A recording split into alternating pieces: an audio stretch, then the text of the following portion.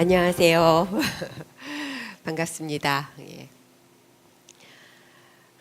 도서관에 미친 도서관에 미치는 행운을 누렸던 사람인데요. 정말 무궁무진하게 학교가 만들어질 수 있고, 학교가 때로는 장소로, 때로는 순간으로, 때로는 관계로 만들어질 수 있을 거라는 걸 우리가 확인했잖아요. 근데 바로 그럴 수 있는 곳이 도서관이었고, 그런 도서관을 발견하고 여태까지 거기 매달려서 살 수 있는 그런 행운을 누리고 있습니다. 그러면서 바로 그렇게 누구든지 모든 순간을 그렇게 가슴 뛰는 배움의 시간으로 만들 수 있는 열쇠랄까요? 비법 또는 지혜라고 할 수 있는 걸 저희가 몇 가지 발견했는데요. 요약하면 이렇게 세 가지로 쓸 수 있을 것 같습니다. 오늘 그 이야기를 조금 같이 나누려고 합니다. 18년 이제 아직 20년도 안 됐지만 또 18년이라는 시간이 아주 짧은 시간만은 아닌데요. 그 시간 동안 사람들이 계속 도서관에 그렇게 매달려 살면 도망가고 싶지 않냐? 당연히 도망가고 싶었다 이러는데, 그렇게 계속 하는 힘이 뭐냐고 물으면 한마디로 그 답을 한다면 존엄함 때문이라고 이야기할 수 있습니다. 그게 처음 시작할 때부터 그런 생각을 했던 건 아닌 것 같아요.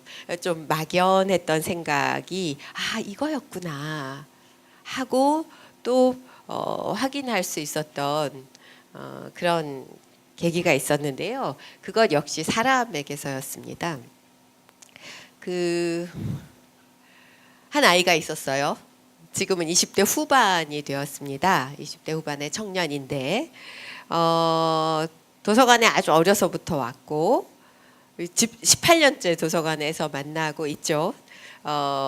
좀 멀리 오산이라든가 안산 이런 데에 가서 일자리를 찾아가서 좀 멀리 떨어져 있기도 했지만 계속 어렸을 때는 거의 살다시피 했던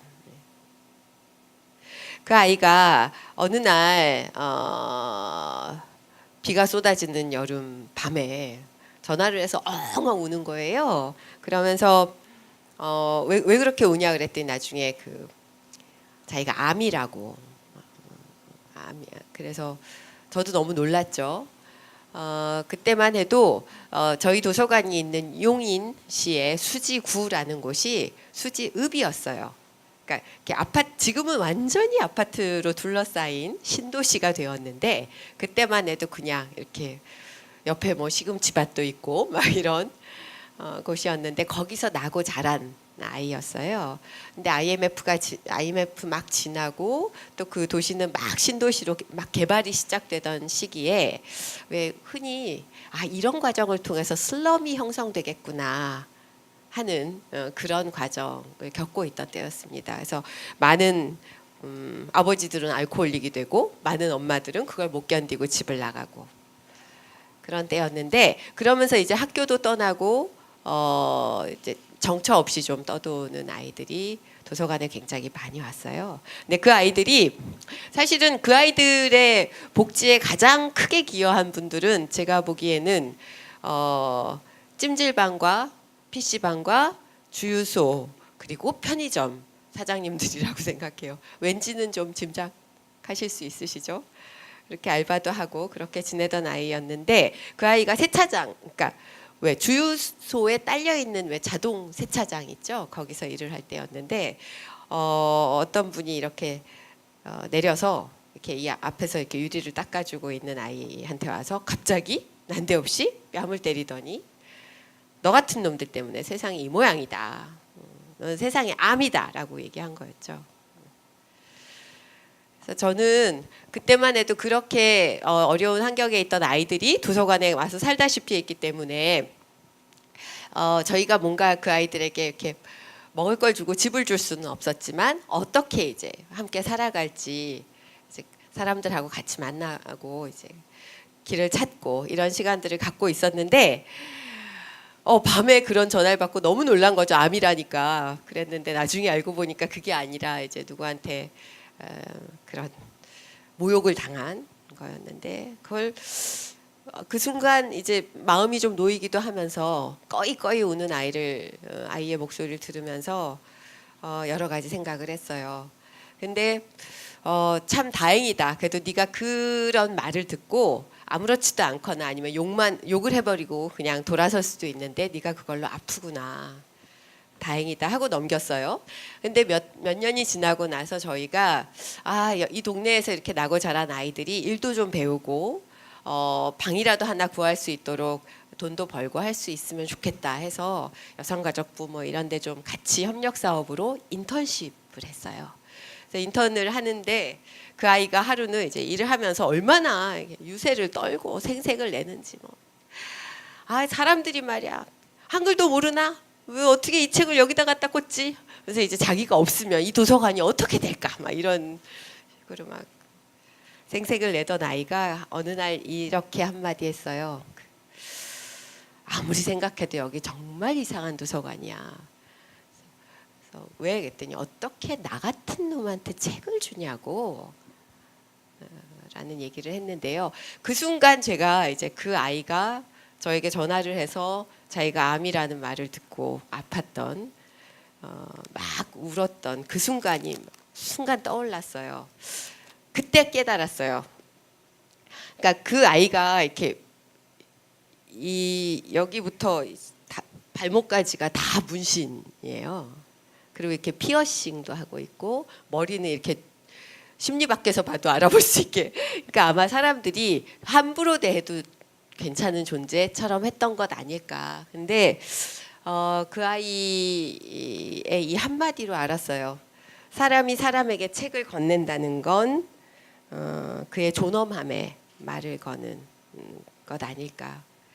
사실 이 세상 모든 생명을 지닌 존재는 존엄할 권리가 있고 존엄해야 마땅하지만 그 누구보다 나 스스로, 나 자신이 나의 자존감을 잃지 않고 살아가는 것이 중요하다.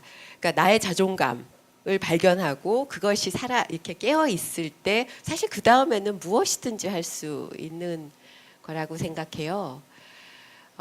그리고 이 존엄함이라는 게 정말 존중되기 위해서 필요한 건 무엇으로도 이렇게 통제받거나 억압받지 않는 자유.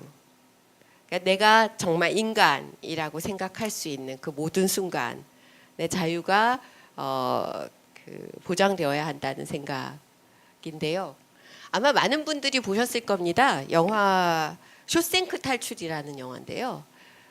앤디라는 그 은행원이었어요. 은행의 간부였는데 이 사람이 아내와 어떤 그 아내가 그 관계를 했던 다른 남자를 죽였다는 누명을 쓰고 무기형을 받습니다. 종신형을 받고 쇼생크라는 아주 악명 높은 교도소에 갇힙니다.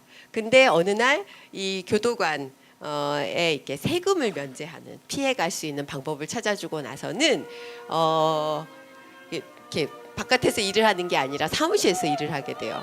근데 어느 날 사무실에서 음반을 하나 발견을 하고 그걸 턴테이블에 올리고 일을 저지릅니다.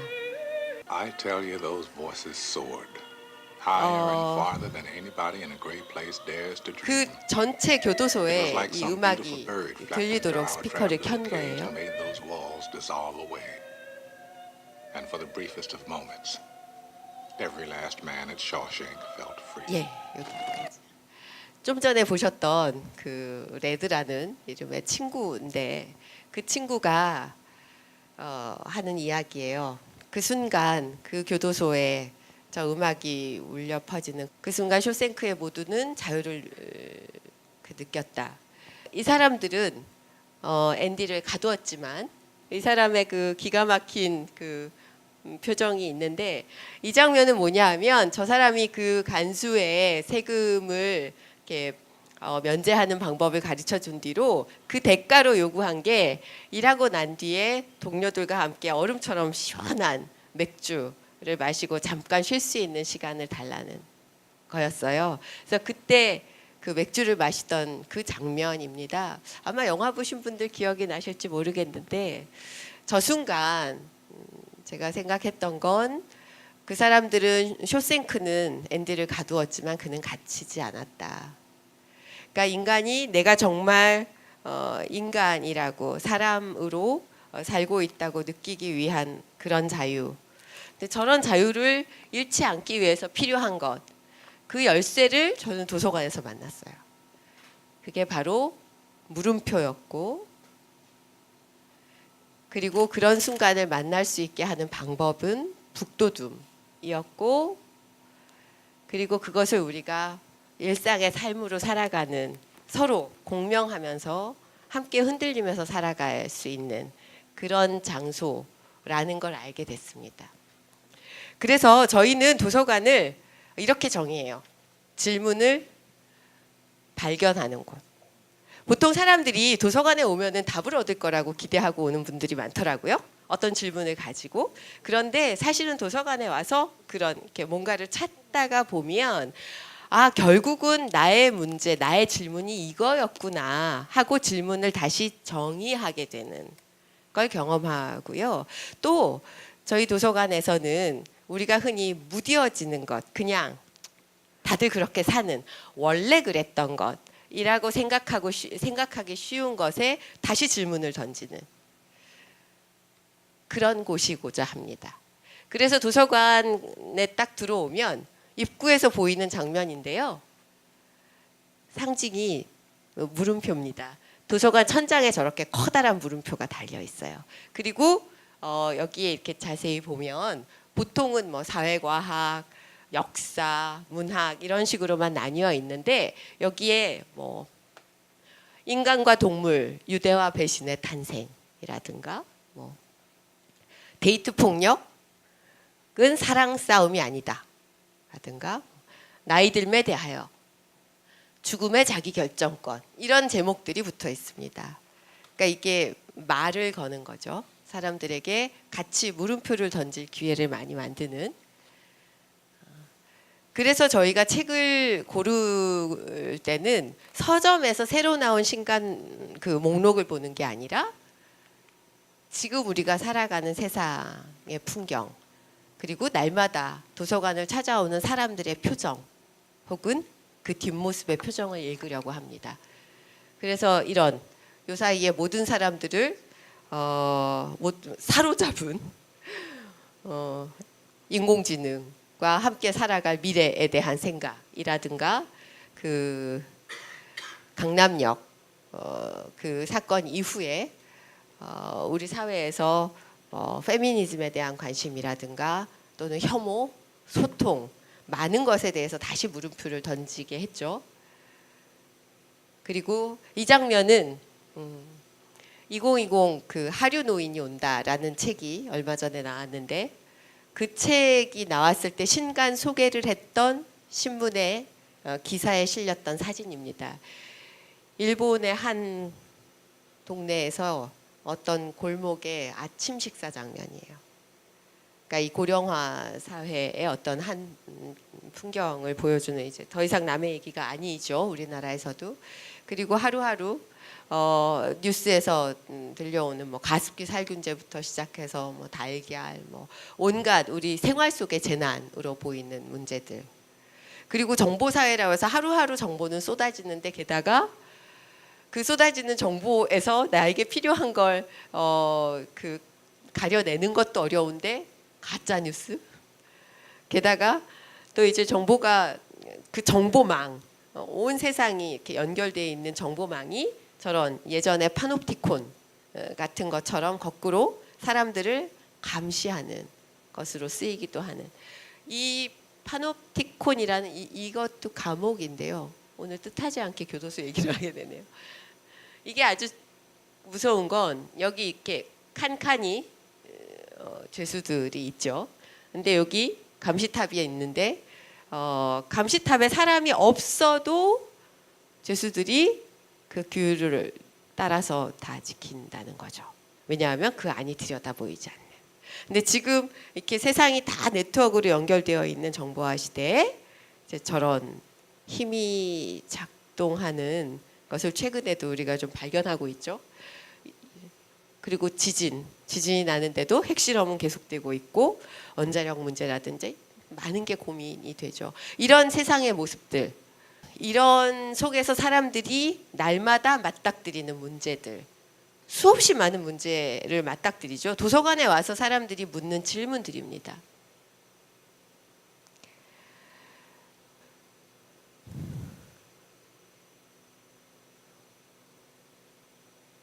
그러니까 도서관에서의 독서, 이게 더 이상 어떤 교양이나 여가의 문제만이 아니라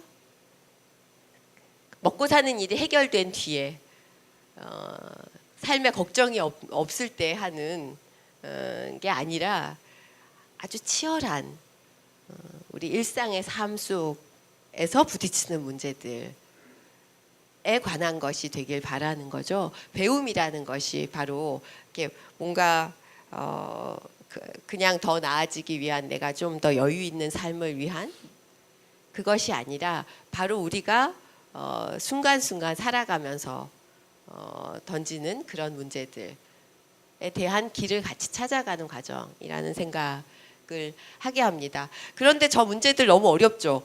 저런 질문을 도서관에 와서 하면 도서관에서 대체 어떨까 막 걱정되실 것 같은데, 저희가 찾아낸 그 비법이 여기 있습니다. 시간의 힘, 그리고 함께하는 상호작용의 힘, 그리고 시시콜콜한 기록의 힘. 누군가가 와서 저런 질문을 했을 때 저희 이제 사서들하고 같이 의논을 하는데요. 저희가 지금 당장 이 사람에게 정답을 바로 제공하는 게 우리의 역할이라는 생각을 버리자.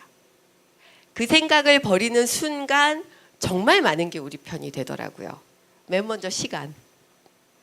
그러니까 아까 말씀드린 것처럼 이게 무슨 시험지에 답을 푸는 방식, 학교에서 시험 보는 그런 학습이 아니라 우리가 살아가면서 우리 삶의 문제들이기 때문에 지금 당장 하나의 정답을 얻어야 되는 게 아니고, 또 같은 질문이라고 하더라도 그 질문을 안고 있는 사람마다 답은 다 달라질 수 있잖아요. 그래서 저희는 딱 그거를 내려놓는 순간, 우리가 지금 당장 내가 완결된 답을, 그리고 우리가 도서관이니까 제공해야 된다는 생각을 접고 바로 그 답을 찾는 사람, 길을 찾는 사람은 그 질문을 한 그 사람 본인이다. 이렇게 생각을 바꾸면서 많은 것이 이제 힘이 됐어요. 그래서 그런 물음표를 떠올리는 게 사실은 모든 것의 시작이라고 생각하는데요. 저희가 이렇게 천장에다 커다란 물음표를 달면서 그런 이야기를 했어요. 이 세상을 지금의 모습으로 만들어 온 힘, 세상을 변화시켜 온 힘, 이 8글자를 한자로 줄인다면 그게 물음표일 거다. 모든 것의 시작, 모든 발명, 모든 새로운 발견, 내 시작, 그리고 관심의 표현이기도 해요. 사람이 누군가에게 사랑에 빠질 때 생각해 보면 그렇죠. 누군가에게 꽂히면 궁금해지죠. 알고 싶어지고. 그래서 저는 이렇게 알고 싶어지는 순간부터 이렇게 가슴이 뛰기 시작하고 하는 것 같아요. 그래서 이게 되게 재미있는 현상이 어떤 언어든 공통된 하나의 특징이 물음표가 붙는 의문문은 끝이 올라가게 읽죠. 그게 사람이 자연스럽게 뭔가 궁금해지고 알고 싶어지면서 호흡이 달라지는 것 같아요. 그게 아마 그런 의문문에 나타나는 거 아닐까? 이런 생각인데, 그런 물음표를 발견하는 시간이 많아지도록 하기 위해서 저희가 찾아낸 방법은 북돋움입니다. 저는 지금도 북돋움이라는 낱말의 뜻을 알게 됐던 그 순간에 잘 잊지 못하는데요. 이렇게 쫙 온몸에 전율이 오는 느낌이었어요. 여기 계신 분들 북도둠, 북이 뭔지 사전적 의미를 정확히 알고 계세요? 북이 뭔가요? 북도둠이라고 할 때 북. 도서관에서 온 사람이라서 BOOK 북일 거라고 생각하신. 식물의 뿌리를 덮은 흙. 식물의 뿌리를 덮고 부분에 있는 흙을 얘기한답니다. 그러니까 북돋운다는 거는요. 이게 태풍이 온다 그러니 이렇게 말뚝을 박아서 쓰러지지 않도록 칭칭 묶어 놓거나 아니면 거름을 주거나 하는 게 아니라요. 그냥 이렇게 뿌리가 이렇게 잘 덮이도록, 그래서 깊이 뿌리를 내릴 수 있도록 흙만 이렇게 덮어주는 것. 이건 그 뿌리에 대한 절대 신뢰, 그 존재 스스로 자기의 뿌리를 딛고 어쩌면 센 바람에 부러질 수도 있고 꺾일 수도 있지만 그 뿌리의 힘으로 수십 미터를 쭉 뻗어서 자라는 힘, 그 힘에 대한 온전한 신뢰와 응원, 이 북돋움이라는 걸 알았고, 저는 그게 바로 도서관의 방식. 그러니까 가르치는 게 아니라, 아까 그런 질문들을 가지고 왔을 때 내가 그럴 땐 이렇게 하세요라는 답을 주는 게 아니라 당신이 그런 문제를 가지고 있군요. 그러면 이러이러한 자료들이 있어요라고 하면 사람들이 와서 아까 그런 질문을 한 사람들이 한 번에 답을 얻고 가는 게 아니고요.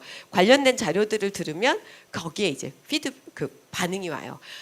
지난번에 소개해준 자료 중에 이 영화가 어땠고 이 책을 읽으면서 어떤 게 궁금해졌고 이러면 그렇다면 저희가 또 찾아놓은 잡지 기사가 있는데 이것도 보시겠어요?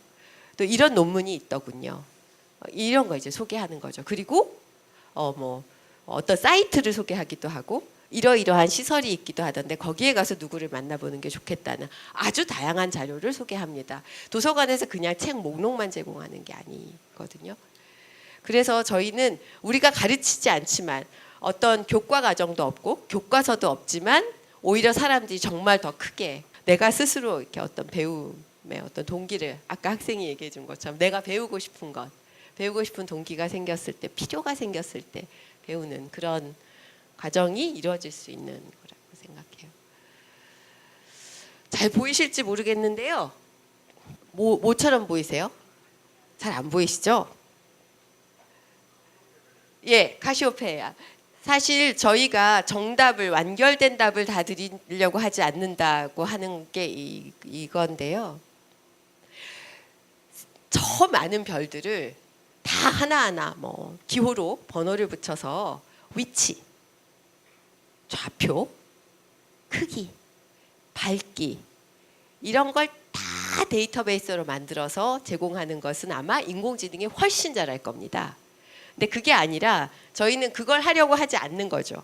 그게 아니라 누군가가 저 별들을 이어서 어떤 상상을 하고 저기 누가 줄을 그은 게 아니잖아요. 근데 상상을 하고 심지어 그 옆에 안드로메다, 케페우스 막 이렇게 다른 사람들까지 엮어서 이야기를 만들어내는 저런 내러티브를 엮는 역할을 하려고 합니다. 그래서 저희는 이렇게, 그러니까 사회과학의 그 밑에 사회문제, 사회복지에 이런 식의 방식이 아니라 이제 지금 이 시대에는 이렇게 몸을 바라보는 몇 가지 시선, 다이어트에 관한 이야기도 있고 건강에 관한 이야기도 있고, 그리고 나는 왜 이 일을 계속하는가, 인공지능 더 이상 SF가 아니다. 이 안에는 기술과학 책도 있고 문학책도 있고 그림책도 있고 만화도 있고 영상도 있습니다. 저런 식으로 내러티브를 엮는 역할을 하는 거죠. 그래서 결국은 삶에서 우리가 부딪히는 질문들, 거기에 이제 관련된 자료들을 엮는데 그걸 어떤 키워드나 어떤 영역 주제로가 아니라 내러티브를 엮는, 그것의 서사를 엮는 역할을 하려고 하고, 또 도서관이 끊임없이 부딪히는 질문의 하나가 중립이어야 한다.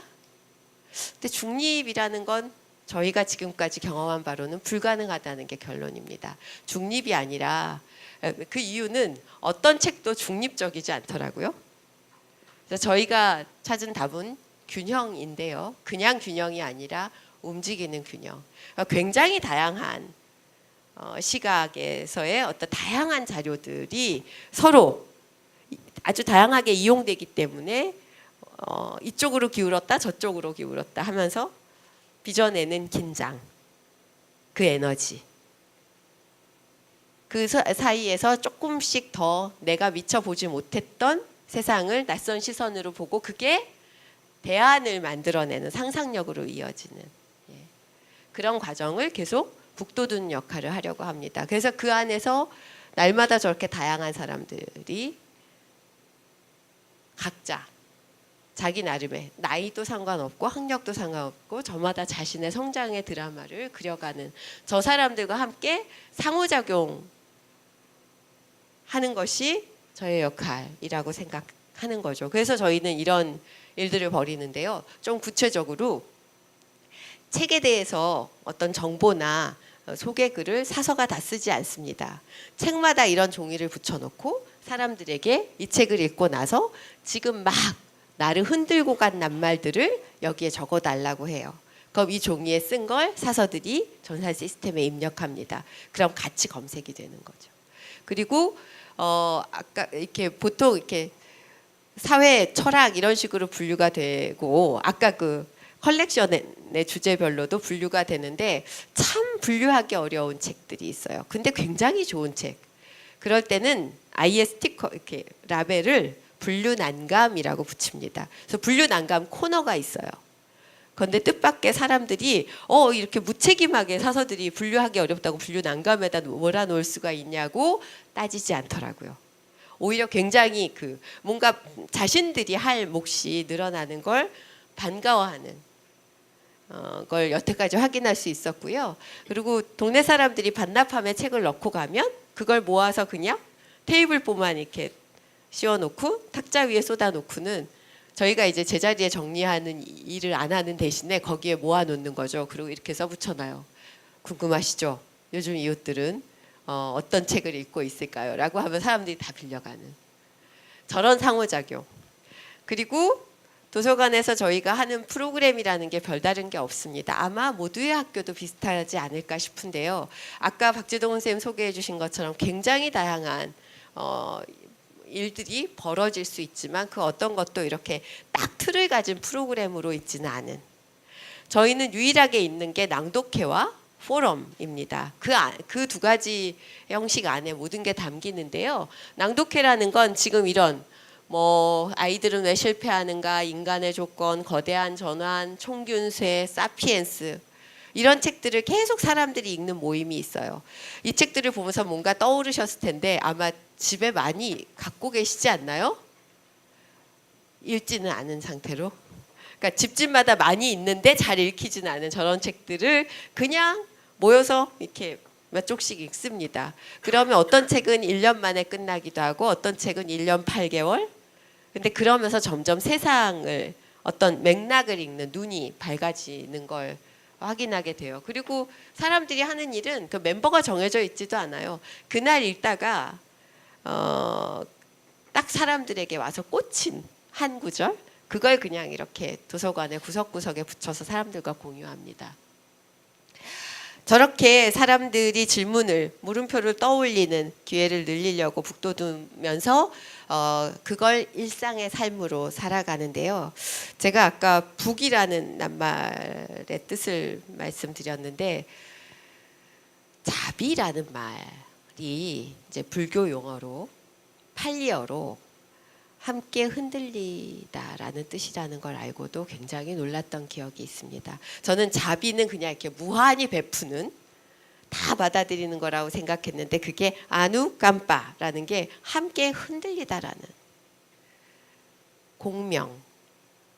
진짜 공감은 그냥 머리로만 아니면 말로만 하는 게 아니라 가슴, 심장으로 그리고 온 몸으로 하는 게 아닌가 생각하는데요. 그렇게 같이 살아가는 동네 사람들이 모여서 한 번씩 마을 포럼을 합니다.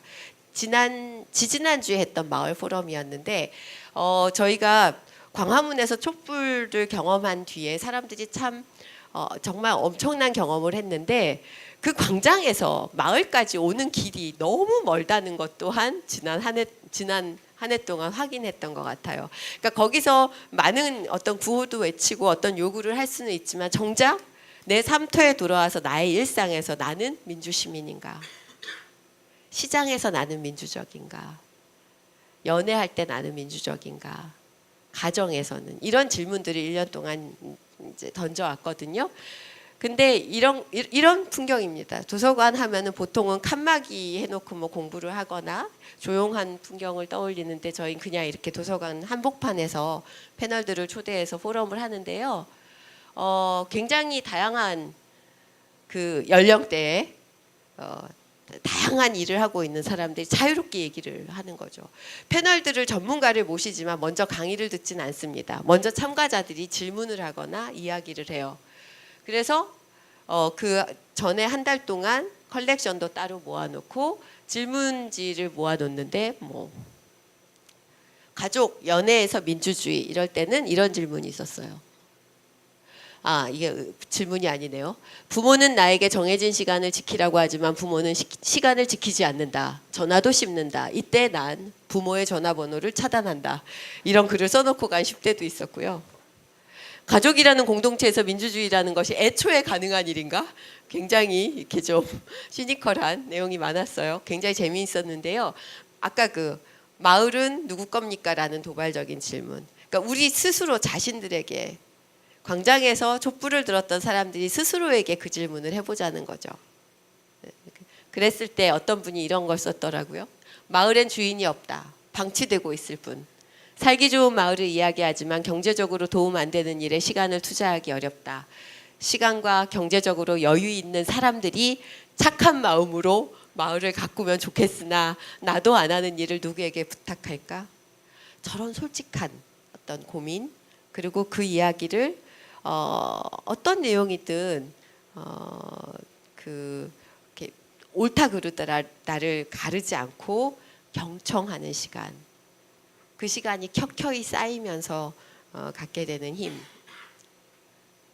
그런 걸 저희가 이런 시간을 보내면서 확인합니다. 마을 포럼 주제도 되게 다양해요. 이렇게 다이어트 이런 걸 주제로 하기도 하고요. 역사 교과서 이렇게 아주 진지한 주제를 갖고 하기도 하고. 근데 저렇게 상호작용하는 이유가 이 두 인물을 좀 소개하고 싶었는데 시간이 많이 지나서 그 글로리아 스타이넘이라고 그 여성 운동과 평화 운동을 하던 분인데 저 양반이 아주 젊었을 때 학교에서 필드워크를 갔을 때 그런 경험이 있었대요. 강변에 갔는데 강둑에 거북이가 이렇게 기어 올라가더래요. 근데 그 뚝의 맨 위에는 도로가 있어서 조금 있다 그 도로에 가면은 차에 치겠더래요.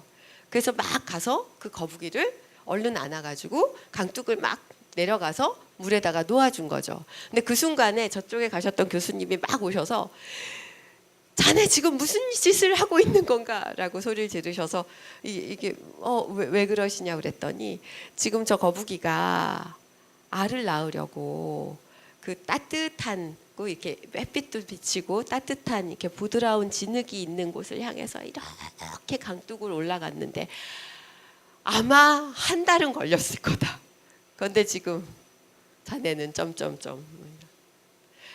그 뒤로 저 양반이 전 세계의 NGO, NPO들을 방문하고 뭐 강연을 할 때 그 일화를 계속 얘기하시는 거예요. 어딜 가든 거북이에게 물어라. 당신들이 아무리 옳은 일이고 그들에게 도움이 될 거라고 확신하더라도 그렇게 하지 말라는. 그런데 반대로 이 사람은 괴벨스라고 들어보셨나요? 나치의 선전장관이었고 저 사람이 딱 그 선전장관이 된 뒤로 전 국민에게 라디오를 보급합니다. 그리고 그 시기에 영화 산업이 엄청나게 발달했다는 거 알고 계세요? 그러니까 모든 매체를 동원해서 사람들을 이렇게 교육시키는. 그러니까 교육이라는 게 세뇌가 될 수도 있다는 거죠. 이렇게 뒤집으면.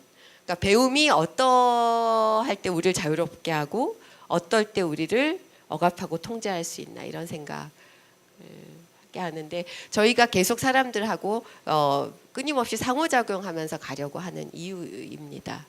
그래서 포럼 같은 걸 하고 나면 이렇게 다양한 모임들이 이어져요. 내일도 남의 아이와 남의 부모 절대 같은 가족은 못 들어오는 남의 아이, 남의 부모가 만나는 자리가 내일도 열리고 또 아까 얘기했던 그런 인턴십의 자리도 있고요. 그리고 일방적이지 않기 위해서 저희가 하는 몇 가지 시도 중에 하나가 점자 그림책을 만드는데요. 눈으로 볼 수 없는 점자 그림책에 점자를 입힙니다. 이게 누구를 위한 걸까요? 시각장애인이 그림을 어떻게 봐요? 처음에 그래서 사람들이 반대가 많았고 의문이 많았어요. 근데 저거는 시각장애인 부모가 정한인인 아이를 안고 읽어줄 수 있도록. 그러니까 시각장애 아이들에게 보여주기 위한 게 아니고요. 부모가 시각장애이더라도 본인의 아이를 안고 아이는 그림을 보고 그 부모가 품에 안고 읽어줄 수 있도록 만든 거였어요. 처음엔 그 목적만 가지고 만들었어요. 그랬는데 저희가 뜻하지 않은 효과가 있었는데요. 무슨 행사를 할 때 저희가 환등기로 그림책을 한 장 한 장 슬라이드로 비추면서 읽어드리는 행사를 종종 하거든요. 근데 환등기를 비추려면 이런 빛이 있으면 안 보입니다. 지금 이건 아주 안시가 높은 좋은 빔이라서 보이죠. 환등기를 쓰면 불을 다 꺼야 돼요. 그때 책을 읽을 수 있는 게 시각장애인이에요. 그래서 비추면서 시각장애인들은 도서관에 가면 책을 읽어주는 낭독 봉사를 받기만 해왔죠. 근데 그 사람들이 정한인들에게 책을 읽어주는 자원봉사를 하는 거예요. 이제 그러니까 일방적이지 않고 함께하는 뭐 이주민들도 마찬가지입니다. 이주 노동자들이 어떤 혜택만 받는 것이 아니라 와서 그 나라 문화를 소개해주는 몫을 하고 저런 아웃리치를 조금 더 저희가 적극적으로 밖으로 나가서 전철역의 도서관을 만들고 있어요. 이게 신분당선 정자역인데요. 저거 만들 때 사람들이 이젠 간이 부었다.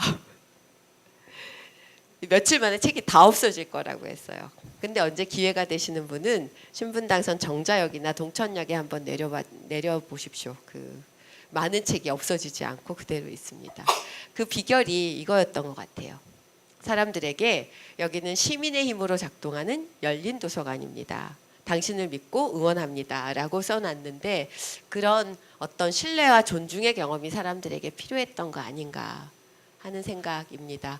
그래서 저희는 도서관을 처음 시작할 때 공공성이라는 낱말을 붙들고 시작했거든요.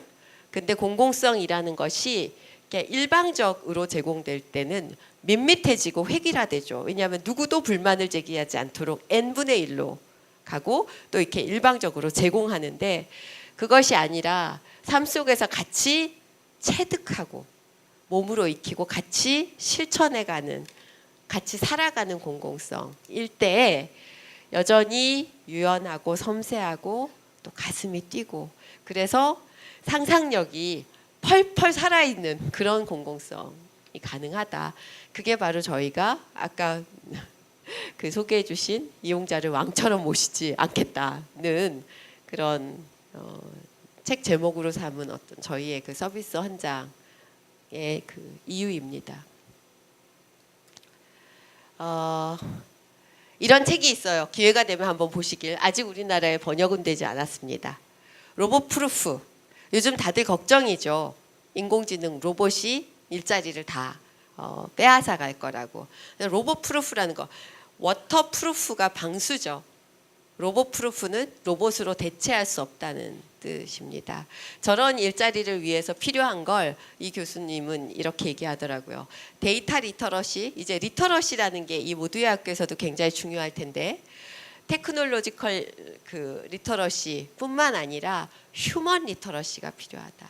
인간의 어떤 행동, 인간의 관계망, 인간의 소통에 대한 감정에 대한 이해 이런 게 중요해진다. 그래서 저는 이게 뭐 이 책들이 다 공통적으로 얘기하고 있는 게 실패, 실수, 그것이 곧 발견으로 가는 길이었다는 거. 그리고 그런 시간이 켜켜이 쌓여서만이 아주 중요한 새로운 어떤 상상력, 힘을 갖게 한다는 거. 이게 어떤 인문학자들이 쓴 게 아니고요. 저 축적의 시간 이런 건 공대 교수님들 그리고 찬란하실 수 있는 과학자들, 뭐 다윈이나 아인슈타인이나 이런 사람들이 그런 어떤 지적인 작업에 가기까지의 어떤 과정을 다룬 책들입니다. 그래서 저는 이런 실패나 이런 것이 가능할 수 있는, 함께 상호작용하면서 삶으로 살아내는 그런 배움을 통해서 정말 비로소 시민들의 힘이 커지는 것 아닐까, 이런 바람을 가지고 도서관 운동을 하고 있습니다. 이야기가 길어졌네요. 예, 고맙습니다.